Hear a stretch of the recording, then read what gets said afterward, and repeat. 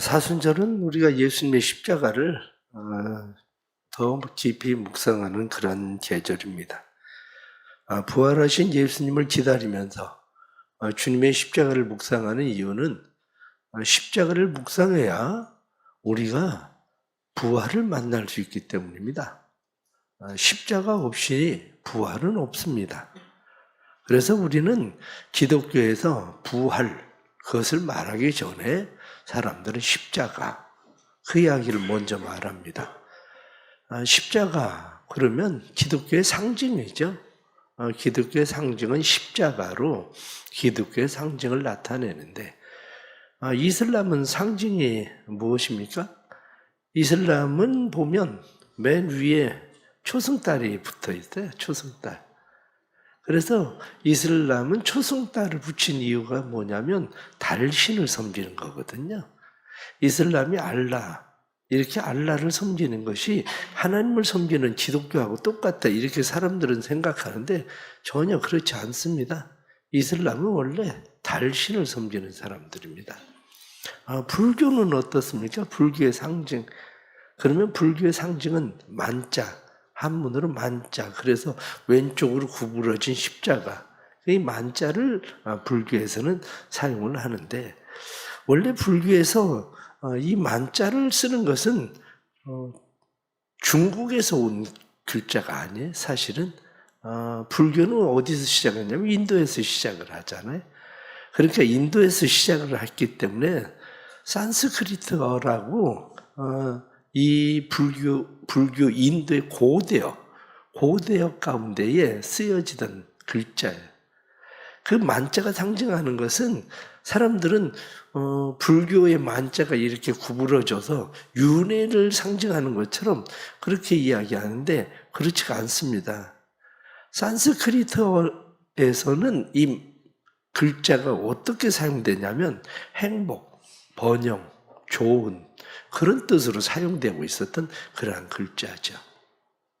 그런데 기독교에서 십자가 이렇게 이야기하면 사실은 별로 바람직한 그러한 십자가는 아닙니다. 왜냐하면 많은 사람들이 십자가 그러면 기독교의 상징적인 글자라고, 한마디로 상징어처럼 사용되고 있지만 우리가 기독교의 십자가 그러면 사실은 볼품없는 십자가입니다. 사람들은 장식으로 연예인이나 아니면 가수나 이런 사람들이 십자가 목걸이도 걸고 뭐 귀걸이도 걸고 이렇게 사람들이 장식용품처럼 사용되고 있기도 합니다. 그러나 그것은 십자가에 대한 바른 이해가 없어서 그런 거죠. 진짜 그리스도인들은 십자가 그러면 솔직하게 어떤 면으로는 부담스러운 겁니다. 만일 여러분들이 배지를 십자가 배지라도 붙이고 다닌다고 생각을 해보세요. 그러면 기독교의 십자가가 상징하는 것이 그냥 장식품이 아니라 사랑, 용서, 이러한 언어를 가지고 있기 때문에 십자가를 붙이고 있다고 그러면 누군가에 대해서 내가 사랑하고 그리고 누군가에 대해서 용서를 해야 되는 그런 부담감, 그것이 마음속에 있을 수밖에 없는 거죠. 그러기에 기독교에서 말하고 있는 십자가, 이렇게 이야기할 때 십자가는 우리의 삶에 얼마나 스며들어 있는가, 사실은 그게 중요한 겁니다. 기독교의 십자가라고 하는 것이 단순하게 어떤 상징적으로 강대상 뒤에 이렇게 앞에 크게 십자가를 걸어놓고 사순절이 돼서 십자가를 세워놓고 이게 중요한 게 아니고, 이 십자가가 우리의 삶에 얼마나 스며들어 있는가, 그럴 때 그게 진짜 그리스도인이 되는 거지, 진짜 그리스도인이 십자가를 걸고 다닌다고 해서 진짜 그리스도인이 되는 것은 결코 아닙니다. 기독교의 십자가, 그러면 우리가 보편적으로 이야기할 때 기독교의 십자가는 하나님의 역발상, 그렇게 이야기하기도 합니다. 하나님의 역발상이라고 이야기하는 것은 다른 사람들이 전혀 생각하지 못한, 그리고 그때 당시에 사람들이 생각하지 못한 그런 것이 십자가에서 나타나게 되거든요. 유대인들은 예수를 따랐습니다. 예수를 왜 따랐습니까? 예수를 따른 이유는 이 예수라고 하는 사람은 이 사람은 바리새인이나 서기관, 제사장 이런 사람과는 다른 교훈을 가지고 있는 사람이다. 그것을 알고 있었어요. 그래서 그들은 예수를 따랐습니다. 그런데 예수를 따르는 사람들의 마음 가운데 가지고 있었던 또 다른 기대가 있었습니다. 그건 뭐냐면 우리가 기다리고 있었던 메시아가 이분인가? 이런 기대였었죠. 그들이 기다리고 있었던 메시아는 어떤 분이냐? 그것은 하나님께서 신의 현현으로 이 땅에 오신다는 거였거든요. 그러니까 하나님께서 이 땅에 오시면 우리를 자유하게 한다. 그 믿음을 가지고 있어서 그들은 메시아를 기다리고 있었는데 예수님께서 세상에 오셔서 예수님께서 행하시는 일들을 보면서 사람들은 믿음이 생겼어요. 어떤 믿음이 생겼냐면 보통 분은 아닌데 어떻게 병든 사람을 고칠 수 있을까? 병든 사람을 고친다는 것은 유대인의 개념 속에는 어떤 개념이냐면 병은 왜 오느냐 이렇게 이야기할 때 병은 죄 때문에 온다 이거였거든요. 그래서 죄의 결과가 질병, 병이 오고 죄의 결과가 장애가 오고 이러한 일들이 일어나죠. 그러니까 모든 사람들이 병에 걸리는 것은 죄의 문제. 그래서 어떤 사람이 나면서부터 시각장애인으로 태어납니다. 시각장애인으로 태어난 그 사람을 보고 사람들은 이야기합니다. 이 사람이 누구의 죄 때문에 시각장애인이 됐습니까?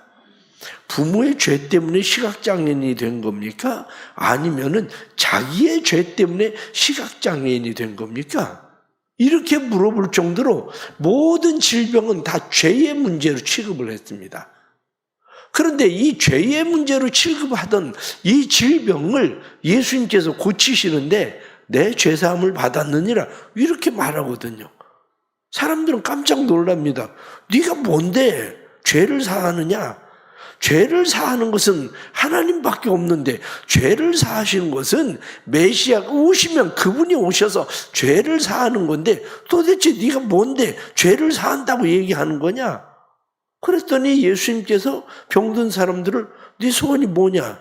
그럼 봐라. 이렇게 말하니까 보게 되고 침상에 누워있던 사람에게 침상을 들고 걸어가라. 그러면 침상을 들고 걸어가고 각색 병든 사람들이 고침을 받는 일들을 보면서 사람들은 이분이 진짜 메시아인가? 이런 생각들을 하게 되는 거죠. 그런데 그것뿐만 아니라 예수님께서 행하시던 일들이 자연의 기적들을 일으킵니다. 떡 5개 그리고 물고기 2마리를 가지고 5,000명을 나누어 먹여요. 사람들은 이런 일이 어떻게 일어날 수 있는 거지? 물을 가지고 포도주를 만드시고 뿐만 아니라 풍랑이 요란하게 일어나고 있는 그 바다를 파도야 잠잠해라 이렇게 말하니까 파도가 잠잠해지고 자연을 다스릴 수 있는 힘을 가지고 있는 것은 그분은 하나님밖에 없는데 왜냐? 하나님이 천지 만물을 창조하셨으니까 천지 만물을 창조하신 하나님께서 자연을 다스린다고 믿고 있는 거죠. 그런데 이 나사렛에서 나온 이 예수라는 사람이 어떻게 와서 이 자연을 다스릴 수 있는 거지? 이 생각을 하면서 사람들은 이분이 메시아인가 보다 이런 생각을 갖게 된 거예요. 이분이 메시아인가? 그 기대를 가지고 있었는데 또 다른 하나는 예수님께서 귀신을 쫓아내는 일을 행하십니다. 귀신이 쩔쩔매는 것은 하나님밖에 없거든요. 왜냐? 귀신은 영적 존재거든. 그러니 인간은 육신적 존재로서 영적 존재를 어떻게 이기겠습니까? 그러니까 귀신을 이길 수 있는 방법이 없어.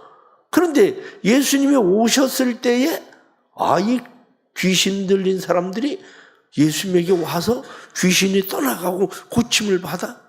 그것뿐만 아니라 귀신이 예수님에게 하는 이야기가 당신의 때가 아직 이르지 않았는데 왜 벌써 와서 우리를 괴롭게 하십니까? 이렇게 이야기하는 것을 보면서 이분이 메시아가 맞나 보다. 이런 기대감을 가지게 됩니다. 그리고 예수님께서 또 행하시는 놀라운 일이 있는데 죽음, 사망의 권세를 이기는 것은 예수님밖에 없거든요. 그러니까 사망의 권세를 이기는 것은 예수님밖에 없는데 예수님께서 죽은 야이로의 딸을 살리셔요. 그뿐만 아니라 죽었던 나사로를 살리고 그리고 과부의 아들을 살리고 죽은 자를 살릴 수 있는 일, 이것은 메시아 외에는 할 수 있는 일이 아닌데 이 생각을 하고 있었던 사람들은 예수님을 메시아로 받아들이기 시작해요. 그런데 문제는 뭡니까? 인간의 끊임없는 욕심이에요. 인간의 끊임없는 욕심은 메시아를 받아들인 이유가 뭐냐면 그 메시아가 내가 원하는 뜻대로 해주기를 원하는 거죠. 내가 원하는 뜻대로 해주기를 원하는 그 마음이 기대가 가득한데 예수님은 사람들에게 하는 이야기가 나는 세상에 온 것이 섬김을 받고 대접을 받으러 온 게 아니라 나는 섬기는 세상에 왔다. 그것뿐만 아니라 나는 모든 사람의 대성물로 나를 주려고 세상에 왔다. 예수님께서 그렇게 말씀하시는 거죠. 사람들이 기대하는 것은 당신이 왕이 되십시오. 당신이 왕이 돼서 제발 이 나라 좀 다스려 주십시오.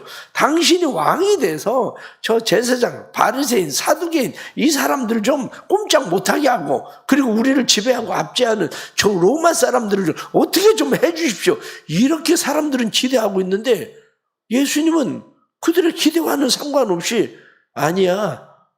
나는 십자가 못 박혀 죽을 거야. 내 이름이 예수라고 말하는 것처럼 자기 백성을 그 죄에서 구원할 자. 나는 너희를 죄에서 구원할 자야. 이렇게 말하는 거죠. 사람들의 기대는 육신의 문제를 해결하기를 원하고 있는데 예수님께서는 그들의 죄의 문제를 해결하겠다고 이야기를 하시는 겁니다. 그러니까 사람들의 마음 가운데 예수님을 향한 기대가 무너지기 시작해요. 거기에다가 바리새인 그리고 제사장, 사두개인 이 사람들은 예수님을 싫어합니다. 왜 싫어하냐면 자기들이 가지고 있는 기본 체제를 자꾸 무너뜨리거든요. 우리가 세워놓은 기본 질서를 사람들은 따르고 있는데 우리가 세워놓은 기본 질서도 너는 따라야 되는데 이것을 자꾸 무너뜨리니까 저놈을 없애야 되겠다. 우리의 체제에 대항하는 저 사람을 없애야 되겠다. 그래서 사람들을 선동하기 시작하고 제사장, 바리새인, 사두개인 거기에 함께 선동된 군중들 이 사람들이 예수님을 십자가에 못 박아야 되겠다. 그래서 예수님을 십자가에 못 박으려고 합니다. 그러나 그때 당시에 사회상이 유대라고 하는 나라는 실제적으로 나라가 사라진 거예요. 로마가 유대를 지배하고 있었던 그러한 시대고 왕이라고 헤롯을 왕이라고 세워놓았지만 그 헤롯은 그냥 허수아비처럼 세워놓은 것뿐이고 그들을 다스리고 통치하고 있었던 것은 빌라도가 와서 총독으로서 유대를 다스리고 통치하고 있었던 겁니다. 그것을 증명하고 있는 것이 뭐냐면 유대인들에게는 너희는 사형할 권한이 없어. 사람을 죽이고 살릴 권한이 너희에게 없어. 이렇게 선언하는 거죠. 그래서 유대인들은 자신들이 누구를 사형을 집행할 수 있는 권한이 사실은 없습니다. 사형을 집행할 수 있는 권한은 누구에게 있느냐? 로마에 파송받은 총독이 사형을 집행할 수 있는 권한을 가지고 있었죠. 그러니까 이 총독에게 예수를 끌고 가는 겁니다.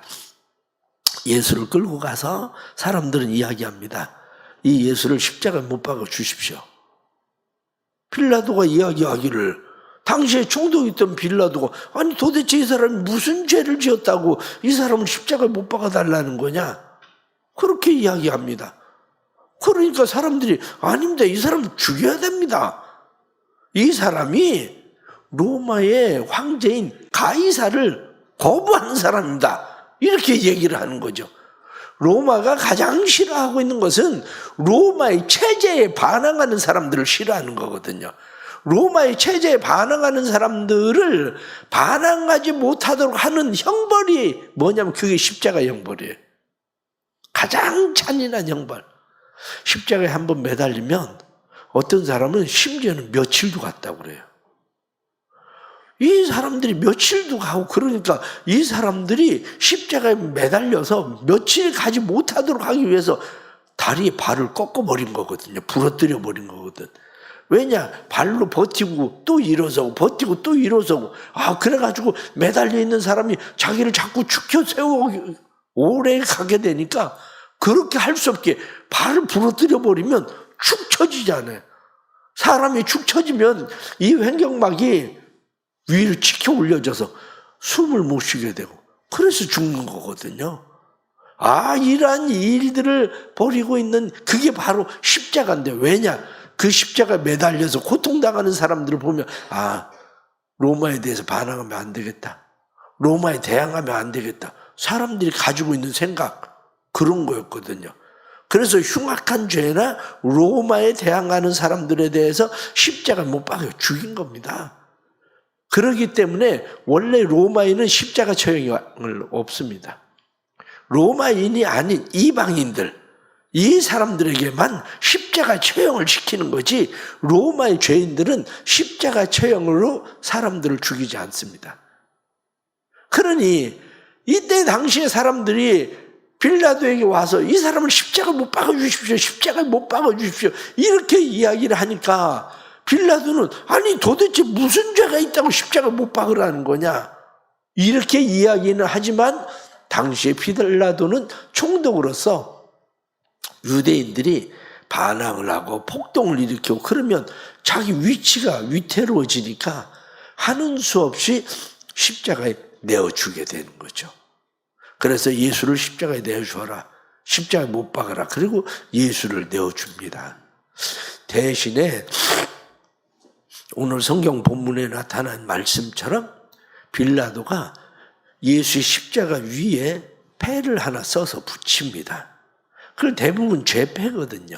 죄패는 사람들이 무슨 죄를 지었는지 그 죄를 거기에다가 써서 붙여놓는 겁니다. 그런데 희한할 정도로 빌라도가 그 죄패에 뭐라고 썼냐면 나사렛 예수, 유대인의 왕. 이렇게 써버린 겁니다. 사람들이 그것을 보고 깜짝 놀랍니다. 이게 무슨 짓이냐. 나사렛 예수 이 사람이 우리 유대인의 왕이라는 거냐. 그러려면 조금 바꾸자. 자칭 유대인의 왕이라고 써라. 스스로 유대인의 왕이라고 얘기해서 죽이는 거다. 이렇게 써라. 사람들이 와서 그렇게 이야기를 합니다. 그랬더니 빌라도가 그 이야기를 듣고 무슨 소리 하는 거냐. 나는 내가 쓸 말을 썼다. 이렇게 얘기하는 거예요. 나는 내가 쓸 말을 썼는데 난 못 바꾼다. 그래서 예수님께서 십자가에 못 박혀 죽으실 때 위에 죄패가 붙었는데 그 죄패에 나사렛 예수 유대인의 왕 이렇게 붙여버린 거죠. 그런데 이 말을 유대인들이 볼 수 있는 히브리 말로만 쓴 게 아니에요. 히브리 말로만 쓴 것이 아니라 로마어, 라틴어로 이 말을 쓴 거죠. 그리고 헬라어로 이 말을 거기에다가 써 붙여놓은 겁니다. 그러니까 이때 당시에 헬라어, 라틴어, 그리고 히브리어 이 말들로 그것을 써가지고 그 얘기는 당시에 그 지역에 있었던 사람들, 로마 사람도 들어오고 옛날 헬라 문화권에 있었던 사람들도 들어오고 이 사람들이 전부가 다 볼 때 나사렛 예수, 유대인의 왕, 이렇게 써있는 패를 사람들이 보게 되는 거죠. 그런데 단순하게 이것은 유대인들에게만 유대인의 왕이다 이렇게 이야기한 게 아닙니다. 거기에는 기가 막힌 게 숨겨져 있는데 히브리어로 쓰여졌다는 이야기가 무슨 얘기입니까? 종교적으로 이 사람은 유대인의 왕이다. 로마어로 쓰여졌다는 것은 법률적으로 이 사람은 유대인의 왕이다. 헬라어로 쓰여졌다는 것은 이 사람은 문화적으로 유대인의 왕이다. 다시 말하면 이 사람은 세계인의 왕이다. 이렇게 거기 죄패에다가 예수를 써 붙인 거죠. 그러니 그것을 보는 사람들마다 다 이 사람은 유대인의 왕? 그런데 단순하게 유대인의 왕만이 아니라 모든 종교와 법률과 문화를 총괄한 유대인의 왕, 이렇게 이야기하고 있는 일이 벌어지고 만 겁니다. 그런데 예수님께서 십자가 못 박히셨을 때에 그 옆에 강도들이 있었다. 그래서 성경에 나타난 말씀 보면 그들이 거기에서 예수를 십자가에 못 박을 때 다른 두 사람도 그와 함께 좌우편에 못 박으니 예수는 가운데 있더라.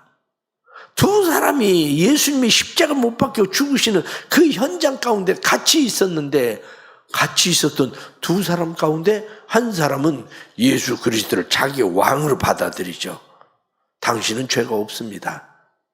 그런데 우리의 죄를 위해서 당신이 우리를 위해서 죽으시는 겁니다. 당신의 나라에 임할 때에 나를 받아들여 주십시오. 그렇게 이야기합니다. 그러니까 예수님께서 오늘 내가 나와 함께 낙원에 있으리라, 예수님께서 그렇게 말씀하시죠. 그런데 또 한 사람은 네가 유대인의 왕이면, 네가 진짜 왕이라면 그 자리에서 십자가에서 내려와라. 그리고 너도 살고 우리도 좀 살려봐라. 그리고 이야기를 하게 되는 거죠. 여기서 중요한 게 뭡니까? 우리가 예수를 어떻게 생각하는가? 바로 그 문제예요. 성경은 뭐라고 말씀합니까? 예수 그리스도의 십자가에 대해서 이야기할 때에 이 십자가라고 하는 것이 누군가에게는 거추장스러운 그런 십자가, 누군가에게는 불쾌감을 주는 십자가. 그래서 존 메가더는 이야기하기를 십자가는 감성에 불쾌감을 주고 점잖은 사람의 세련된 감정에 충격을 주는 악하고 수치스러운 의미이다. 그렇습니다. 십자가가 로마인에게나 아니면 헬라인에게나 이 십자가라고 하는 것이 뭐냐? 성경이 말할 때에 십자가는 어떤 사람에게는 부끄러운 것처럼 보여지고 어떤 사람에게는 어리석은 것처럼 보여지지만 사도 바울은 고백할 때에 예수 그리스도의 십자가는 우리에게 구원을 주시는 능력이다, 이렇게 말하는 거죠. 그러면 내가 믿는 십자가는 어떤 십자가인가? 바로 그겁니다. 내가 믿는 십자가는 수치스러운 십자가, 아니면 미련한 십자가, 그렇게 보여지는 십자가인지, 아니면 정말 내 삶에 구원을 주시는 하나님의 능력이 바로 십자가인지 하는 그런 일인 거죠. 그러면 우리는 왜 이 일에 대해서 예수 그리스도의 십자가를 받아들이는 일이 우리에게 어렵습니까? 바로 이 문제입니다. 예수 그리스도의 십자가를 받아들이는 일이 어려운 이유가 있는데, 그 이유는 원래 우리의 마음 가운데는 무엇이 도사리고 있느냐면 나 외에 다른 왕을 허용하지 않으려고 하는 마음이에요. 이게 에덴 동산에서부터 아담과 하와에게 사단은 이야기합니다. 너희가 이 선악과를 따먹어라. 그러면 너희가 하나님같이 될 거다. 그래서 그 말을 들은 하와가 선악과를 따먹습니다. 그뿐만 아니라 아담도 그 선악과를 같이 함께 먹게 됩니다. 그들은 왜 그렇게 했습니까? 이것을 먹으면 네가 하나님같이 될 거다. 지금은 네가 하나님이 너희의 왕이지. 그런데 너희도 왕이 될 수 있어. 너희도 왕이 될 수 있어라고 말하는 그 말에 스스로 왕이 되고 싶은 거죠. 스스로. 오늘날도 우리는 마찬가지입니다. 오늘날 우리가 예수 그리스도를 받아들이기 어려운 이유 중에 가장 중요한 이유는 예수 그리스도가 왕이심을 우리는 받아들이는 것보다 내가 왕이기를 원하는 거예요. 내가 왕이 돼서 이 세상에서 무엇이든지 내 마음대로, 내 힘대로, 내 뜻대로 하기를 원하는, 다시 말하면 자기 중심적 삶. 예수가 필요한 이유가 뭐냐? 예수가 필요한 이유는 제사장이나 사두개인들이나 바리새인들도 자기 중심적 삶을 무너뜨리고 있는 예수를 배제시키고 싶은 거거든요. 자기들이 가지고 있는 기본적인 기본 질서 체계, 기득권, 이것을 무너뜨리는 것을 용서하지 않겠다, 그거거든요. 백성들은 어떻습니까? 백성들이 원하는 것은 우리가 요구하는 것을 이루어줘라, 그거예요. 우리가 요구하는 것을 이루어주지 않으면 당신은 우리의 왕이 될 수 없다, 이런 거거든요. 사람들은 왜 대통령을 뽑습니까? 대통령을 뽑을 때 다 기대가 뭡니까? 우리가 당신을 대통령으로 세워주는 것은 우리가 요구하는, 기대하는 것을 이루어줘라. 그래서 대통령 뽑는 겁니다. 사람들은 진짜 나라를 공평하게 정의롭게 잘 다스려줘라. 천만에요. 그래서 대통령 뽑는 거 아닙니다. 사람들은 정의롭게 공의롭게 나라를 다스려달라고 뽑는 게 아니고 우리가 원하는 것을 해줘. 그래서 뽑는 거거든요. 마찬가지로 예수님께서 자기들이 원하는 일을 해주지 않으니까 사람들은 예수를 배제할 수밖에 없는 상황이 돼버린 거죠. 오늘날도 우리도 마찬가지입니다. 오늘날 우리도 예수를 배제하는 이유가 뭐냐? 우리가 가지고 있는 기득권을 뺏으면 싫다 이거예요. 우리가 좀 더 편안하게 안전하게 살 수 있는 그 생활을 기독교라고 하는 예수라는 십자가가 그것을 뺏어가는 일은 용납하지 않겠다는 거예요. 그것뿐만 아니라 우리가 원하는 일을 이루어주지 않는 그런 예수라면 우리는 필요가 없다. 우리가 원하는 일을 이루어주어야 그것이 우리의 왕이 되는 거지, 그렇지 않고는 용납할 수 없다, 이런 마음을 가지고 있는 거죠. 그렇습니다. 그러나 다시 한번 우리는 생각해야 됩니다. 진짜 내가 기대하고 원하는 왕은 누군가? 그것은 오늘 성경 본문에 나타난 말씀을 가지고 모든 것이 해결되었다. 진짜 왕이 세워져야 해결됩니다. 내 힘이나 노력이나 내 열심으로 해결되지 않습니다. 예수 그리스도가 우리의 진짜 왕이 될 때 우리의 죄의 문제도 해결되고 우리의 질병의 문제도 해결되고 뿐만 아니라 예수 그리스도가 우리의 왕이 될 때에 우리의 힘이나 능력으로 할 수 없는 일들을, 그분께서 행하시는 일들을 경험할 수 있게 되고, 예수 그리스도가 우리의 삶의 왕이 될 때에 사단의 모든 권세, 공중 잡은 권세, 그 모든 권세를 다 무력화시키고, 뿐만 아니라 예수 그리스도가 우리의 왕이 되실 때에, 그때야 비로소 우리는 사망의 모든 권세를 이기고 우리는 심판에 이르지 아니한다, 성경이 말씀하는 그런 은혜를 입게 되는 겁니다. 성경은 우리에게 분명히 말씀합니다. 하늘과 땅의 모든 권세를 그분에게 주셨다. 성경 말씀하기를 모든 이름이 그의 무릎 앞에, 이름 앞에 무릎을 꿇게 하셨다. 그렇습니다. 우리가 예수 그리스도를 나의 주, 나의 왕, 나의 하나님으로 받아들이면 우리의 삶에 우리가 생각하지 못한 역발상의 삶의 역사들이 일어납니다.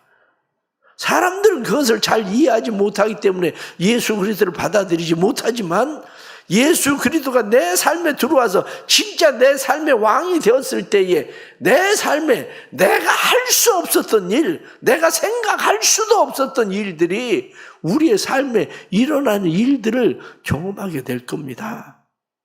우리 하나님께서 우리 사랑하는 성도들에게 그러한 은혜와 믿음을 주시길 원합니다. 고린도전서 1장 23절 말씀에 우리는 십자가에 못 박힌 예수 그리스도를 전하니 유대인에게는 꺼리끼는 것이요 이방인에게는 미련한 것이로되, 그렇게 말씀하고 있지만 우리에게는 꺼리끼는 것도 미련한 것도 아니라 우리가 받아들여야 될 우리의 인생을 바꿀 수 있는 것은 예수 그리스도의 십자가밖에 없다. 이것이 바로 우리의 믿음인 거죠. 그래서 우리의 삶의 걸림돌이 아니라 우리의 삶의 디딤돌, 우리의 삶의 영원한 반석, 그분이 예수 그리스도다, 성경 말씀하는 거죠. 예수 그리스도를 좀 더 깊이 묵상하고 십자가를 만날 수 있길 축복합니다. 예수 그리스도의 십자가를 만나면 그분은 나의 주, 예수 그리스도의 십자가를 만나면 나의 하나님, 예수 그리스도의 십자가를 만나면 나의 메시아, 예수 그리스도의 십자가를 만나면 나의 왕, 예수 그리스도를 그렇게 받아들이게 되므로 삶의 변화를 일으키시는 하나님의 능력을 만나게 될 겁니다. 우리 사랑하는 성도들에게 왕은 모든 것을 해결합니다. 우리의 힘이 아니라 왕에 의해서 진정한 왕이신 예수 그리스도가 우리의 삶에 들어오면 우리의 삶에 내가 생각지 못한 역발상, 그 일을 일으키신 하나님께서 우리의 삶에도 그러한 일들을 행하시게 될 줄을 믿습니다. 기도하겠습니다. 하나님 아버지, 우리를 도와주옵소서. 우리는 어리석어서 하나님을 받아들이는 일을 힘들어합니다.